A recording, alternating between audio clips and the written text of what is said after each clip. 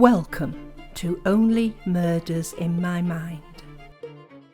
Hello everyone and welcome to this episode of Only Murders in My Mind I'll go first with Mike Jackson and Liz Hedgecock. Hello. Hello. How are we doing? Fine, thank you. Yeah, not so bad. Looking forward to today's podcast topic. Yes, yeah, well, one of our favourites. We're going to be talking about Sherlock Holmes, but we're not just going to be talking about Sherlock Holmes, we're going to be talking about Sherlock's women. And, you know, he didn't have much luck when it came to love, but there were other women in his life as well. Well, it wasn't that he didn't have much luck, he wasn't looking for it. No. Was he married? I don't know. No, I don't certainly think not he in the was. canon he wasn't. Right. No. But yeah, Irene Adler was the only woman for him. She was the woman. Which, you know, was very convenient, really, because it meant that Conan Doyle didn't have to worry about women after that. So. Yeah. Oh. Except with Watson, of course. Yeah. What about Conan Doyle? Was he married? Oh, yeah, he was He married. was married. I think more than once. Oh, right. Yeah. I mean, yeah, that was fairly normal because... Yes. Women it wasn't- died. Well, I believe they still do, but perhaps with, you know, decreasing frequency. Oh, it's a well-known fact that women outlive men now. Hopefully I'll still be here by the end of this episode.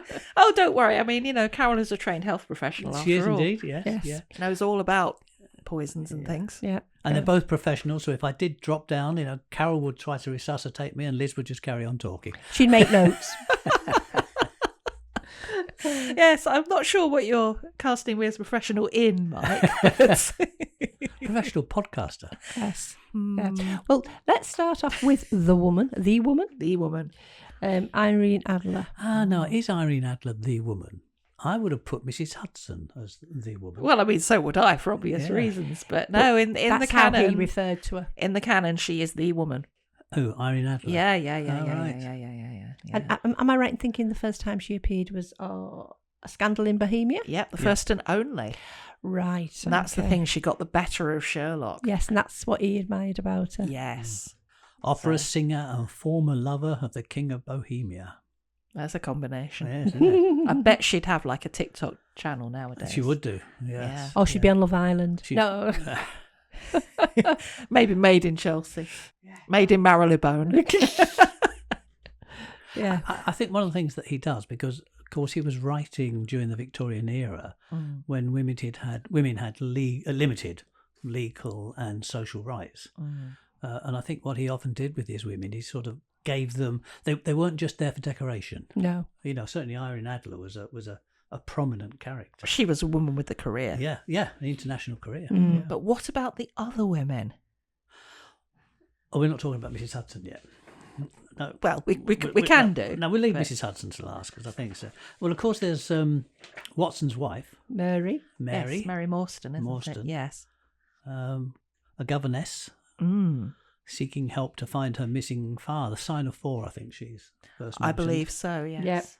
And she was in several other stories as well. She's probably one of the ones, apart from Mrs Hudson, that was mentioned the most often. Yeah, and also, he likes to elevate, I think he does anyway, because she demonstrates courage in dangerous situations. You know, again, she's not just there as a character, she has a role to play. Yeah.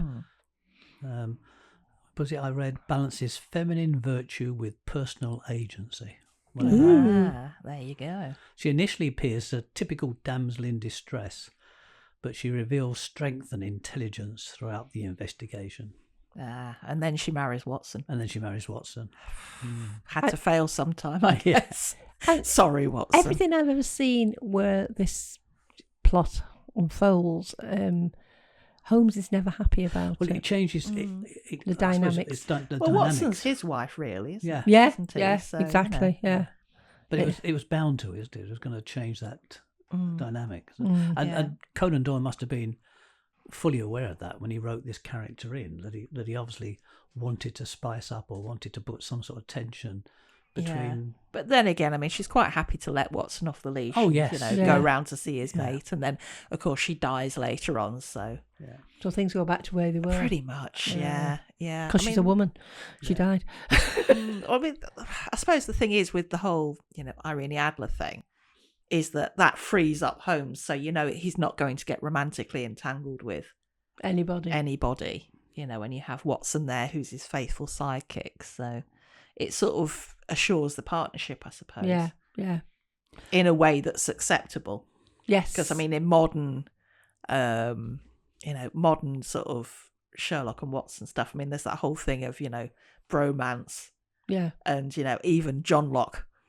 So, because I think it's one of the things that comes up as part of the modern Sherlock series, isn't it? That whole, you know, they're sure there's nothing going on. Are they partners? Yeah, because don't they do that in A Study in Pink? And they go into a restaurant together and... Yeah, I think someone says, "Oh, so you're not together," and then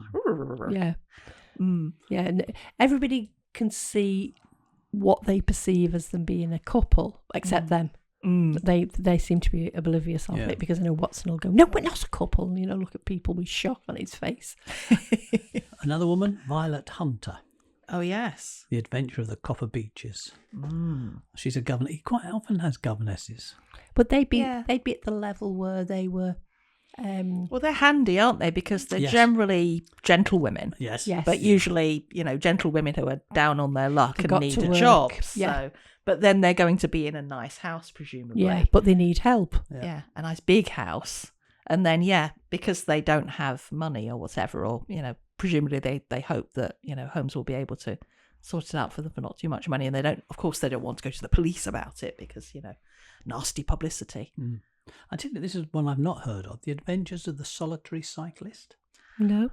I have read it, because I've read all the Sherlocks, but I couldn't tell you much about it. Violet Smith is the woman in that one. She's a music teacher facing unwanted male attention. And apparently her story explains the themes of women's safety and autonomy. Oh, right. Yes, which probably would have been a big thing at the time, because cycling being so big. And one of the things that people hated about it was that women were mobile and they could go off on their own. You know, and even go out wearing divided skirts or, you know, scandal. Perish the thought, knickerbockers. Disgusting. Absolutely. I know. What is society becoming? Yes, it's good you can't see what we're wearing. And another one is Kitty Winter in The Adventure of the Illustrious Client. Oh, yes. And again, another one represents women fighting back against exploitation. She's seeking revenge against a former abuser.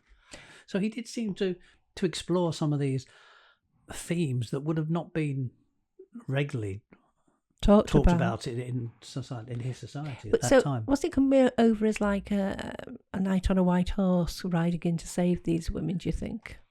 Well, the women have got to come to him, haven't they? Yes, that's true. I think... And I suppose that's part of it, isn't it? I mean, to be a woman seeking help from a detective, you've presumably got to have something about you.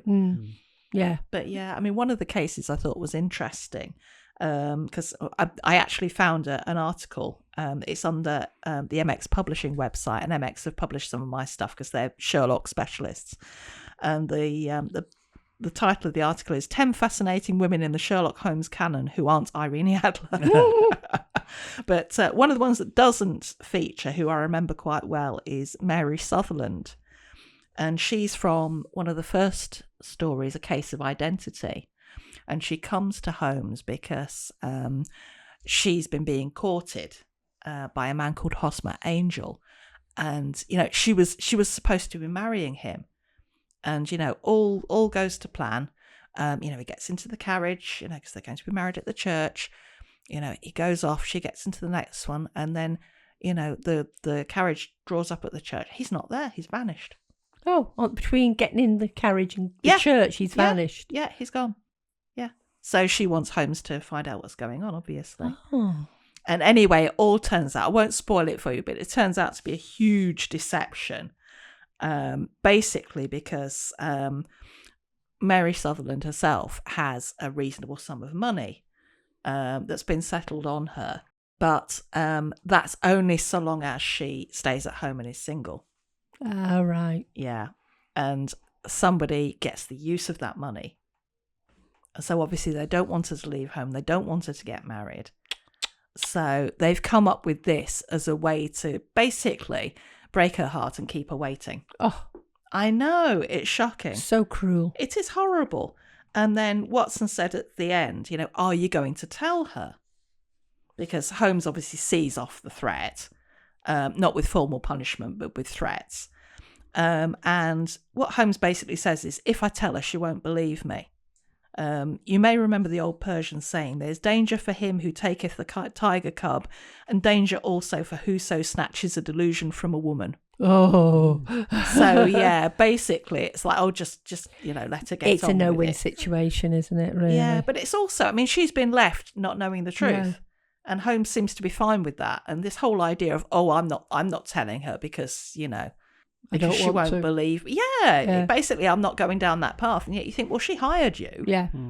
You're supposed to tell her what happened, and you're She not doing it. wanted to know what the problem, what happened, and Yeah. who knew what had happened. And it's all that kind of, don't bother her head about it because she won't understand. And you just think, shut up, Holmes.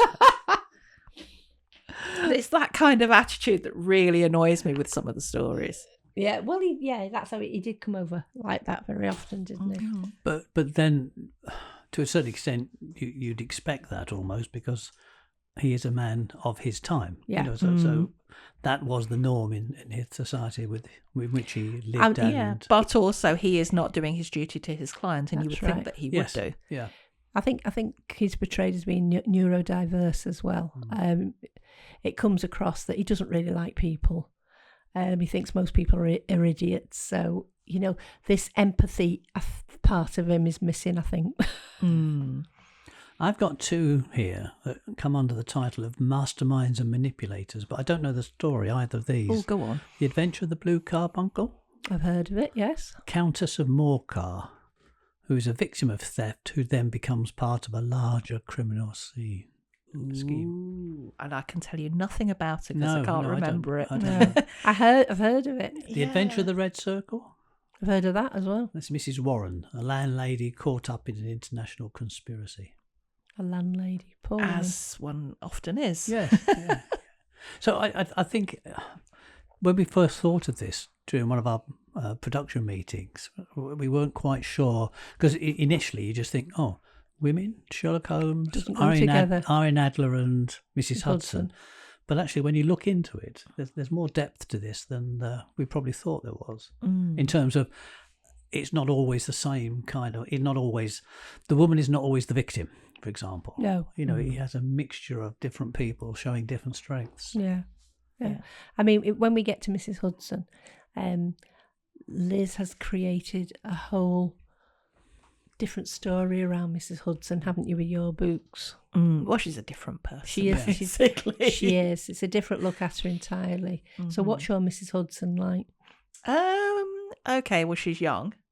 She's in her late 20s. Yeah. And she's got a real reason for working with Sherlock because she's got a mystery of her own to solve because her husband has disappeared. She doesn't know where he's gone. And basically she's ended up in a sort of a very severe witness protection program. So she's like been taken from her old life completely and she wants it back. She is absolutely furious, you know, at the same time as mourning her husband and not even being sure if she should be mourning him or not because she doesn't know if he's dead or alive. So yeah, she's in a thorough mess and she needs help. Yes. I've read those books. They're very good. Thank you. I think that's one of the joys of a character like Mrs. Hudson is because she's there in the background without really much explanation in the story. I mean, she always pops up in all the stories in one way. Not in all the stories, but in a few. In a few. But yeah, I mean, she's probably there being consulted about supper or she's a something constant, like that. isn't she? Yes. But she's got a backstory. Yeah. Isn't she? And Liz has gone one stage further and created a different sort of backstory. But I suppose anybody could create any sort of backstory about Mrs. Hudson. Oh, absolutely. Because she's enough of a character without anybody knowing much about her. The thing is, she's a named character and she's, you know, we know she's an elderly landlady and beyond that we don't know much at all. No. So you can just kind of go for it, really. Yeah. And when you think of the modern adaptations that's what I was going to say. Of Sherlock, in some ways she plays slightly more of a part. Oh yeah, I mean I loved Una Stubbs. Didn't she infer in one of the episodes that she'd killed her husband? Oh yeah. Yeah, I thought there was that. Yeah. And Sherlock looks at her as if to say what, you know. Oh no, I think he was involved with getting her. Oh, is that what? Yeah. And I think Watson said something to her, like, oh, so she was innocent, and he was like, no. Don't be silly. Yeah. Yeah, But no, yeah, that was I mean, you interesting. do get a lot more women in the modern adaptations, don't you? Because 'Cause when you look at Elementary, you've got 2 women and 3 characters that the 2 women are. And I don't want to spoil it for anybody that's not watched Elementary because it is a cracking series it is really good. where he is in New York. Yeah, New York. He's in New York. He's gone through rehabilitation for his drugs. And in this instance, Dr. Watson is a female character and she is his sober companion. And there is another woman who ends up being a massive character in the series, which, as I say, if I tell you, it will spoil it. So I'm not going to, but it really makes you go, what? Oh, it did me it's the first great. time. I've seen it a Yeah. few times, I must admit. I've never watched that. So You should do. It's yes, very I must good. do. I know you've seen BBC Sherlock. Yes. Oh, And yes. again, you get a lot more women because you've got Mrs Hudson, and then you've got Mrs Watson, who is a Yes. whole, capable yeah, person yeah. of her own. But also, it's people like Molly. The lab. the lab. Oh, no, technician. is she a technician or is she a pathologist? I thought she was a technician. I'm not sure. No, I'm not sure either. Oh, But anyway, I mean, she's in Oh, it she loves quite him, a lot. doesn't She's she? great, bless her. Yeah. And also there's Euros, who's Sherlock's sister, Oh, yeah, of course. who comes in the later series. Yeah. And again, that's a much bigger role. I mean, Sherlock didn't have a sister as No. far as we know. So, Yeah, you can bring these things in, though, can't you? yeah. But even things like Sherlock's mum appearing, Oh, yes. who's his actual mum, which Yeah, I I thought know. was That great. was I love crazy. that. That was crazy, yeah. Because I remember watching it thinking, hang on a minute. A cotton picking minute. Yeah, oh, very much so. Yeah. And as I say, I think he was just a little bit scared of his mum, even though she seemed very genteel and, easygoing sort of thing. But it just shows, doesn't it, how society, in a way, dictates how we might reinvent people. Yeah.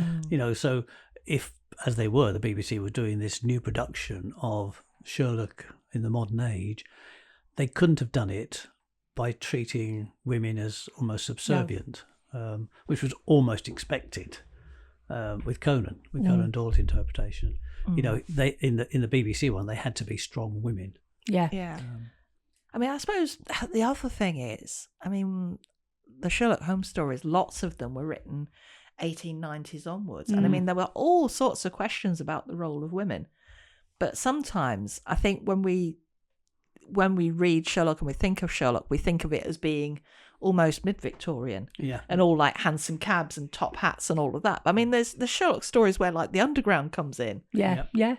Yeah. or Watson drives a car. Yeah. And it feels very, very strange, so. I think the adaptation, and we've said this before, of the modern day version of Sherlock with Cumberbatch in it was very well written. It did jump the shark at the end. Oh, didn't but the it? first 2 series Yes. I thought were excellent. And like you said before, Mike, like instead of doing sort of notes, he was texting all the time. And it was all coming up on the screen. Yeah. And he talked about his mind palace. Was it his mind palace? that It he talked was. about? Yeah.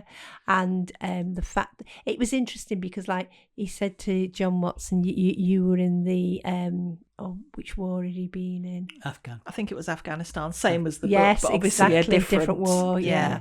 And of course that did correspond with the original books. And I think also in that modern adaptation, Sherlock's brother Yes. plays a very big part. Mycroft. Oh, yeah, he Mycroft. does. Yeah, he does.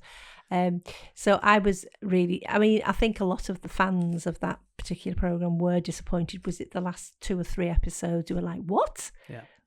What's going on here? The original, I could quite happily watch them all again. And as I say, as far as Elementary, I think I've watched it through 3 times from start to finish. Presumably that's a series. Yes, Again, right? yeah. And me and my husband are waiting probably till next year. We're going to start watching it again. Wow. Just love it. Just love the whole thing. It's really, really good. But there was something else that I watched. I watched. It'll come to me in a minute. While you think, One with the dragons and Game of Thrones. Thank you.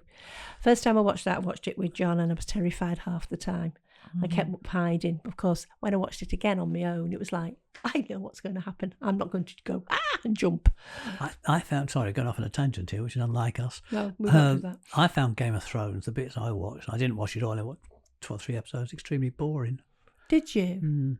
Doesn't appeal to me. I've never seen it. To be honest, I didn't watch it. No, when I read the book, because we'd have about 3 chapters describing the army's livery, and I thought, look, come on, just get on with the fight. No, that's what they do in the with series. that epic fantasy type stuff. I think if you don't like that kind of thing, you won't enjoy it. No, you lose the world to live. Yeah, see, I loved Lord of the Rings, but I couldn't read it.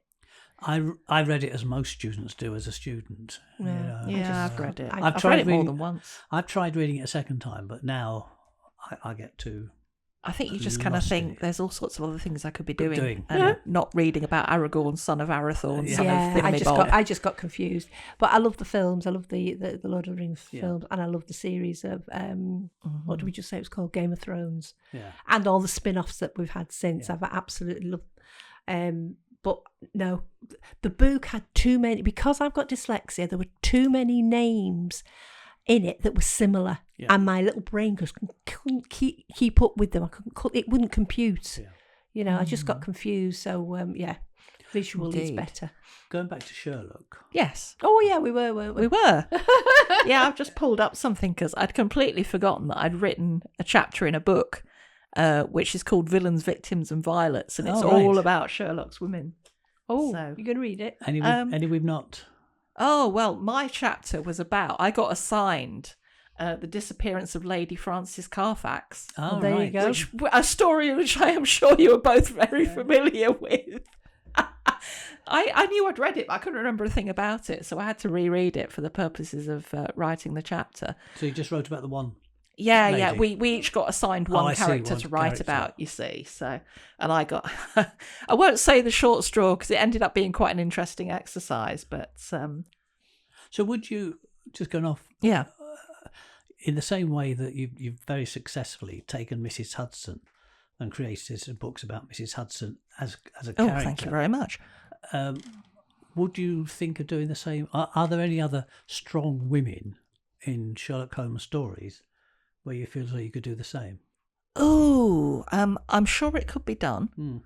I think the thing is lots of other people have done it. There's a series definitely where Mrs Hudson and Mrs Watson solve mysteries together, for example.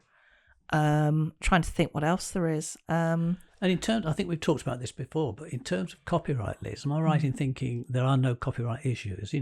I could take the character Mrs Hudson and write a story about her, even though it might include or would include Holmes and Watson in it. Well, I mean, I've done it. Several people have done it. I mean, there's at least 2 other Mrs Hudson series out there. Right. At least 2 more that I know of. There's probably heaps and heaps of them that I don't know. I think the take on it now is, I think there are very few stories, the very latest stories that are still in copyright because of when they were written. But the Supreme Court have ruled basically Sherlock is public domain. You can do what you like. Right. So if you fancy it, go ahead.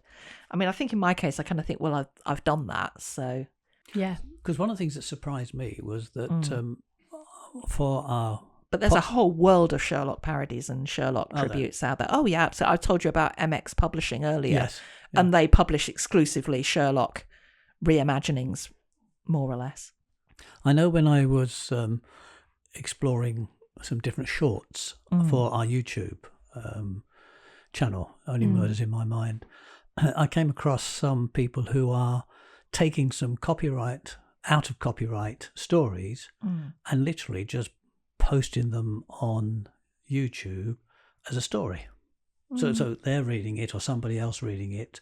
So it could, for example, be a Sherlock story that somebody would read and put it on, and they're getting thousands and thousands and thousands of views. Yeah. I mean, I think providing someone doesn't already have the audiobook rights for it. Yeah.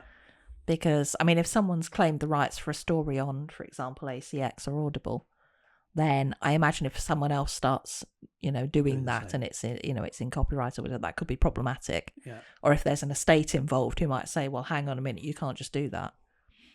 So, but yeah, it's an interesting world, isn't it? So Lady Frances Carfax, yeah.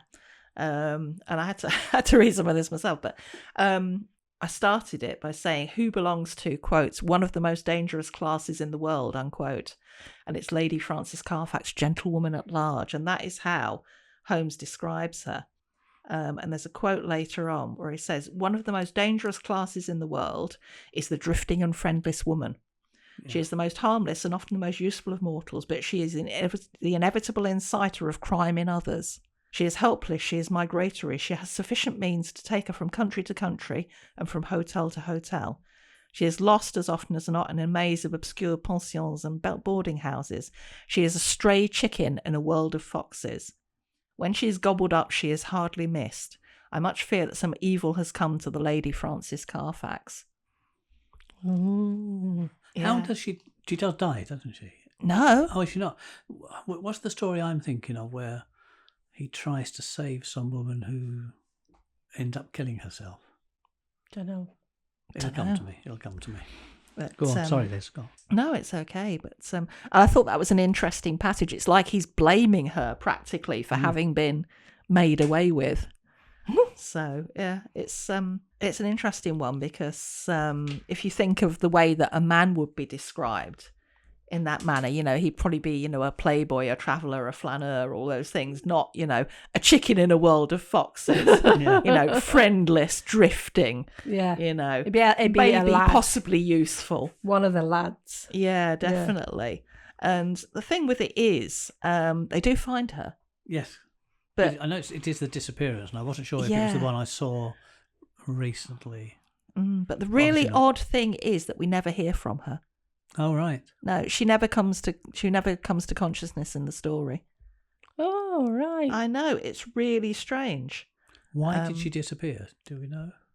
Oh, there's a whole plot line, and basically, Holmes says, oh well, clearly this happened and she was tricked, and she was taken advantage of and it was terrible and they shouldn't have done it.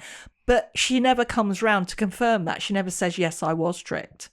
So basically there's this whole narrative that, Holmes has constructed for an unconscious woman.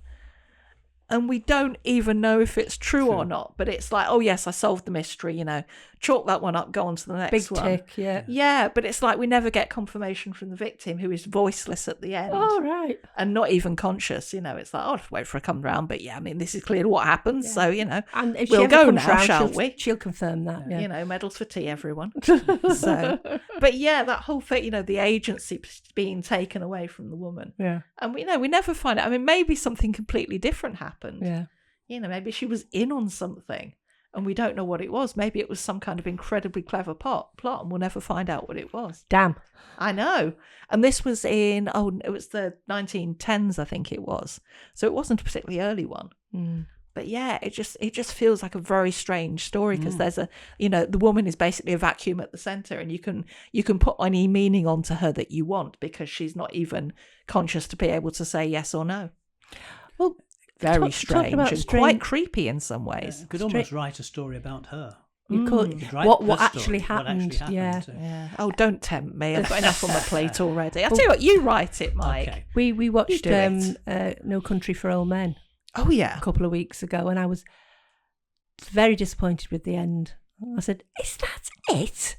And I don't know whether you've seen. I haven't, no. Well, I won't tell you, but I was like, but I wanted all the bits drawn together, and That's miserable. And that. I think it was John's choice, and I think he said, "Well, it's up to you to decide what the ending is."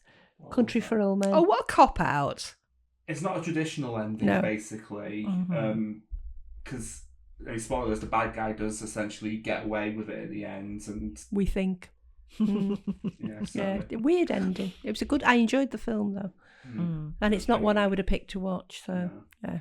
Yeah. Whereas I went to see, what did I go and see with Ben the other day? About the policeman, Naked Gun. Naked Gun. the latest one. Oh, yeah. I'm just going to go. Are you not recommending that one then?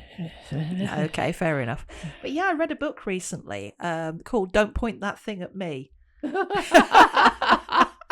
And it was described as P.G. Wodehouse meets Ian Fleming. Oh, right. Oh, right. And it was utterly bizarre. But the thing was, the ending, the last 2 chapters were in a completely different style from the rest of it. Oh. I mean, you'd have thought that someone else had literally like got the manuscript and written them. And the ending was like, it didn't end. So you've got our protagonist, and I won't say hero because he really isn't.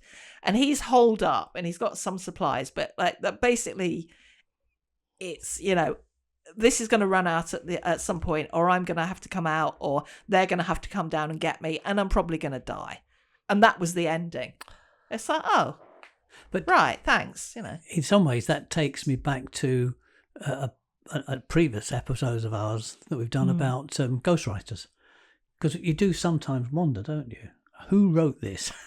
Or did more than one person write it? Because if the ending is so different to the rest of it, you think, why? Yeah, it is really strange. And okay, something has happened that could make him change his views, but even so, to completely change the style of the writing. That's Really odd. odd. That's Yes. Yeah. Like, you know, something happened to the original writer and the... Yeah. the Well, there are publishing more company books have in the series, so presumably the writer carried on for a bit longer. But yeah, Kirill Bonfilioli. Oh my God. Oh, right. Yeah, that's going to be points to Scrabble. That's a good name to conjure with. Absolutely. Yeah, I mean, is. I read something recently, quite a famous author to the extent I can't even remember his.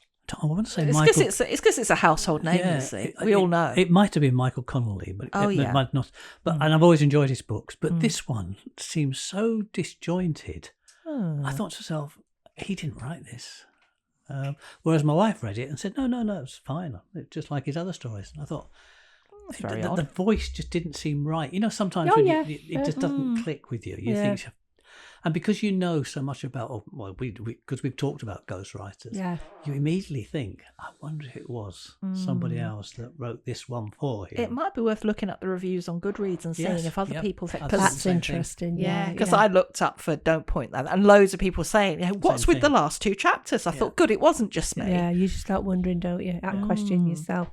So Sherlock's Women then. Yes, Swimming. I think we've exhausted them, and as we know, there were only a few important ones, but there were lots of characters that were in stories that we've all mentioned. And the stories they were important women in Yeah. those. Yeah. They were And I mean, they were main also, characters. I think, Conan Doyle would have been catering to his readership. Yes. Because the Yeah. Strand magazine, is probably not going to be exploring the case of the new woman No. or any No. of that stuff, or anything that would put off his readership or his editors. So, and we're lucky nowadays that we have the scope to make women much more interesting and complicated. Yeah, yeah.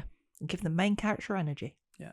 Lots of strong female lead characters in lots of things Oh, these yes. days. Yeah. Yeah. Wow. Okay, well, we'll finish there. I think it's cup of tea time, folks, don't It you? absolutely is. Yeah, and Mrs Hudson, get the kettle on. and we'll be with you. The 3 of us will be with you again this time next week. Bye for now. You have been listening to Only Murders in My Mind, a Random Thought production, produced by John Bissett. The music in Peril was composed and recorded by OM Studio Strings.